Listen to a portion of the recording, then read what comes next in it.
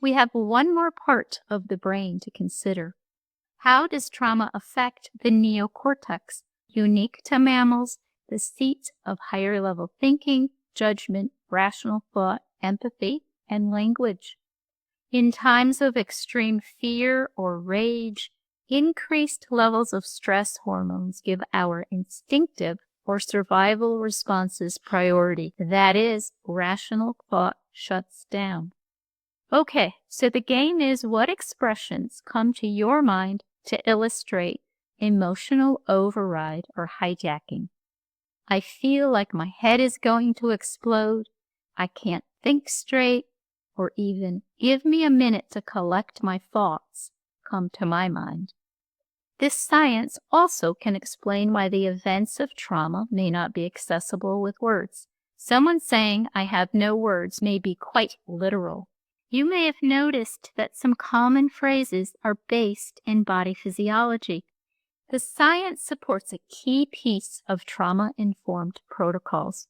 If someone is not able to fully use the verbal parts of their brain, then telling someone they are safe cannot be as effective as empowering someone to feel safe in their bodies. In fact, telling someone they are safe may even be triggering.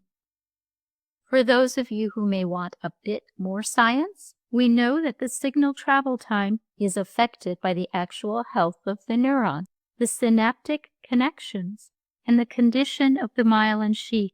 Well, here is the really interesting piece. It takes longer for a signal to travel to the cortex than to get to the amygdala. So a response based on a feeling is quicker than a thought-based response. If you are still playing the game of what common expressions show this physiological idea, maybe you thought of just count to 10, or take a deep breath and give yourself a moment. Wisdom based on giving time for signals to get to higher level thinking. It is, you guessed it, body physiology. We are not yet done with an overview of trauma disruptions in the neocortex. Trauma can also cause diminished function in the dorsolateral prefrontal cortex, which is the timekeeper in the brain. Dr. van der Kolk stresses the challenge this presents as someone struggles with being able to feel that this is now, not yesterday, and tomorrow may be different still. Two other parts of the prefrontal cortex with some diminished function are the insula and the medial prefrontal cortex, the places of self-sensing and awareness. This fact is why people may seem disconnected from their bodies or from their emotions. This science is one reason giving people time to notice a sensation without overloading them with words to be processed is a key to trauma-informed teaching. Given what we now know about the complex workings of the nervous system, Dr. Porges argues that the simple stimulus-response paradigm misses an important opportunity for guiding treatment. Something happens. We respond, but we do not all respond to the same stimulus with the same response. That is, different people, different responses. But different people, different responses is only part of it, because someone will not always have the same response. Perhaps give yourself a moment to think about why someone does not always have the same response. Which brings us to Dr. Porges' next point. This idea is worth teasing apart as it has direct application to how you can empower people in their trauma recovery and building resiliency skills. Dr. Porges stresses the importance of the physiological state as an intervening variable influencing behavior and how we interact with others. It's a mouthful, but again, worth teasing apart. It means how a person is feeling, whether feeling threatened or feeling safe and secure, affects how they respond to what is happening. This idea puts how someone is feeling front and center in trauma recovery. As we discussed in the last section, the sensory cues guiding these feelings come from three sources: internal stimuli, external stimuli, and from neuroception, subconscious cues, things of which we are not even aware. Okay, here's the game of what common phrases illustrate this point.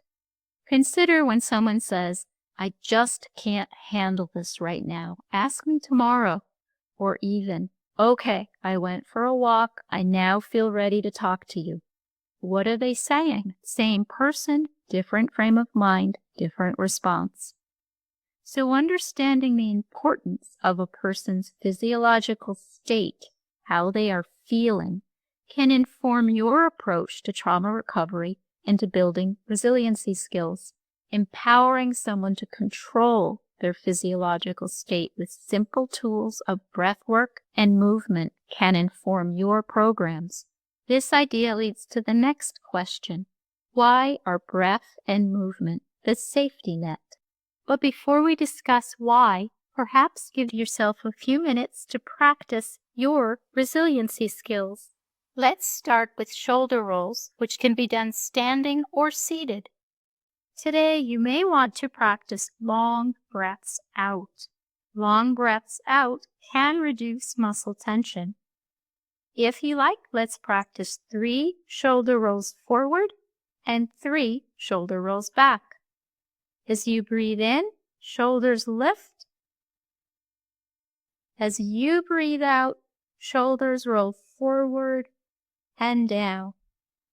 Always move in a comfortable way. As you breathe in, shoulders lift. As you breathe out, shoulders roll forward and down. As you breathe in, shoulders lift. As you breathe out, shoulders forward and down. Now, 3 back. Always move in a comfortable way. As you breathe in, shoulders lift. As you breathe out, shoulders roll back and down. As you breathe in, shoulders lift. As you breathe out, shoulders roll back and down. As you breathe in, shoulders lift. As you breathe out, shoulders roll back and down.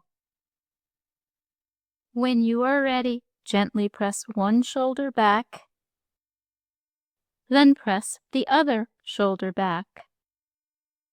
The suggestion is to move your fingers in a comfortable way, perhaps gently closing them or even making a fist as we practice 5 open and close breaths. As you breathe in, fingers open.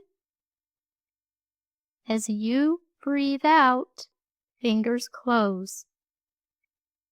As you breathe in, fingers open. As you breathe out, fingers close. Always move and breathe in a comfortable way. On your next breath in, fingers open. As you breathe out, fingers close. As you breathe in, fingers open. As you breathe out, fingers close. As you breathe in, fingers open. As you breathe out, fingers close. If you like, gently move the fingers on one hand or shake that hand. Then gently move the fingers on the other hand or shake that hand. Let your hands be as still as you would like them to be. If you like, give yourself a few moments to notice how you feel.